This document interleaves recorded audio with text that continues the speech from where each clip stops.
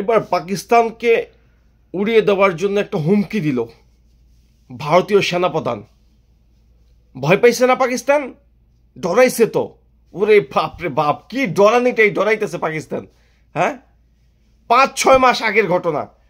পাকিস্তান তোমাদের ছয়টা রাফেল ফালাই দিছে, পারো নাই তোমরা সেখান থেকে লেজ গুটায় ফিরত আইছো, এত এত কিছু করো, তোমাদের লজ্জা শরম নাই কিছু? হ্যাঁ দাদা বাবু, তোমাদের লজ্জা শরম নাই? বাংলাদেশের সাথে লাগতে আইলা, সেখানেও তোমরা ওই লাস্টে যে ট্রাম্পের পায়ে ধরলা, ইউনুসের পায়ে ধইরা তোমরা কও যে আমরা সবকিছু ঠিক করে ফেলামো, আমরা ভূ রাজনৈতিকভাবে আমরা সবকিছু ঠিক করতে চাই, বাংলাদেশের সাথে ভালো সম্পর্ক করতে চাই। তোমরা পাকিস্তানের সাথে ধরা খাও, বাংলাদেশের সাথে ধরা খাও, তোমরা নেপালের সাথে ধরা খাও, শ্রীলঙ্কার সাথে ধরা খাও, সব জায়গায় তোমরা ধরা খেয়ে রইছো। আবার তোমরা এখন বলতেছ যে পাকিস্তানের মানচিত্র দুনিয়ার বুক থেকে তোমরা উঠে ফেলবা। আরে বাপ রে বাপ, এটা তোমাদের বলিউডের সিনেমার মনে হয় কোনো একটা দৃশ্য মনে হয়। হ্যাঁ, মন চাইলেও স্ক্রিপ্টে এই একটা দৃশ্য আমরা রাখলাম। হ্যাঁ, এই একটা দৃশ্য আমরা রাখলাম যে সিনেমা চলতেছে কোনো একটা সময় পাকিস্তানের মানচিত্রটা সিনেমা থেকে আমরা উধাও করে দিলাম, কম্পিউটার বাটনে ইন এবং ডিলিট দুইটা রাখলাম, মন চাইলেও ইন করাইলাম, মন চাইলেও ডিলিট করে দিলাম।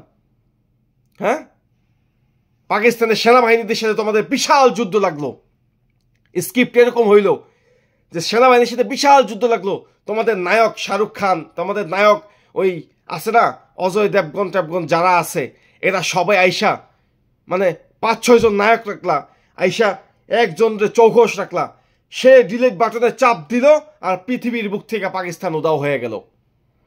এটা সিনেমা না মনে, এটা সিনেমা না, রিয়েলিটিতে ফিরত আসো, রিয়েলিটিতে ফিরত আসো। 6টা এই যে 6টা হইতেছে তোমরা রাফেল সেখানে দিয়ে আইছ পাকিস্তানের কাছে, বুঝলা গেছ? এইটা তোমাদের সারা জীবন মনে রাখা উচিত যে তোমরা পাকিস্তানের কাছে নাকানি চুবানি খাইছো। 6টা রাফেল তোমাদের রাখিয়ে দিছে, আকাশ থেকে ফালায় দিছে। যদি তোমাদের সেখানেও যদি লজ্জা না হয়, তাহলে তোমাদের লজ্জার কোনোদিন হইব না। সেই যুদ্ধ মৌন যুদ্ধে তোমরা হাইরেই গেছো, শেষ পর্যন্ত ট্রাম্পের কাছে যা পায়ে ধইরা এই যুদ্ধকে থামানোর জন্য তোমরা ওই শেষ পর্যন্ত আকতি মিনতি করে যুদ্ধটা থামছে। আর না হইলে এতদিনে ভারতের অর্ধেকের অস্তিত্ব থাকতো না। তোমরা পারলা না পাকিস্তানের সাথে, সেখানে আইকল একটা বাঁশ খাইলা, একটা বড় বাম্বু খায়া তারপর আসছো বাংলাদেশের পিছু লাগতে। এক হাসিনা আম্মারে তোমরা তোমাদের ওই পেটের ভিতরে ঢুকায়া হাসিনা আম্মারে তোমরা ওখানে নিয়ে যায়া তোমরা এখন আর বাংলাদেশ থেকে সুবিধা করতে পারতেছো না, এখন তোমরা বাংলাদেশের পিছনেও লাগছো, খাগড়াছড়িরে অস্থিতিশীল করে রাখছো। এটার জবাব না বাংলাদেশের তরুণরা দিতে জানে।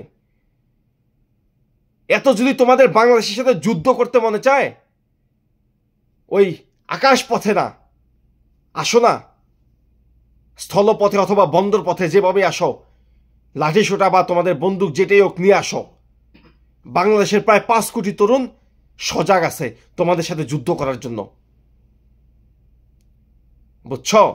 এত সোজা না, তোমাদেরকে এমনি ছেড়ে দিব না বাংলাদেশের ওই 5 কোটি তরুণরা। একবার খাগড়াছড়ি নিতে চাও, একবার ফেনী নিতে চাও, একবার চট্টগ্রাম বন্দর নিতে চাও, একদম জায়গা দিয়া ভৈরা দেওয়া নইব, বুঝছ? বাংলাদেশে যে যত বেশি ভারত বিদ্বেষী সে তত বেশি দেশপ্রেমিক, আমরা এটাই বিশ্বাস করি। অতএব বাংলাদেশের 5 কোটি তরুণ তৈয়ার হয়ে রয়েছে তোমাদের বিরুদ্ধে সোচ্চার এবং যুদ্ধ করার লাইগা। অতএব পাকিস্তানের মানচিত্র তোমরা ওই দুনিয়ার বুক থেকে সরাইতে যা কোন দিন দেখবা তোমাদের ভারতের মানচিত্রই দুনিয়ার বুকে নাই। এক একটা ভাগ হয়ে গেছে, প্রত্যেকটা স্টেট ভাগ হয়ে গেছে। কোনোটা হায়দ্রাবাদের নামে মানচিত্র হয়ে গেছে, কোনোটা দিল্লির নামে মানচিত্র হয়ে গেছে, কোনোটা কেরালা, তারপরে কোনোটা মধ্যপ্রাচ্য, তারপরে আরো কি কতগুলো আছে না তোমাদের ওই স্টেট, প্রত্যেকটা ভাগ হয়ে যাইব। অতএব শত্রুর সাথে মোকাবেলা করার আগে যোগ্যতা নিয়ে তারপরে শত্রুর সাথে মোকাবেলা করতে আসো। পাকিস্তান কোনো সিনেমার খেলনা না যে তোমরা চাইলা ওই দুনিয়ার বুক থেকে তাদের মানচিত্র উঠে ফেলাই দিলা। ভালো থাকবেন সবাই, সুস্থ থাকবেন, আর অবশ্যই আমার এই চ্যানেলে সাবস্ক্রাইব করে পাশে থাকবেন। আসসালামু আলাইকুম।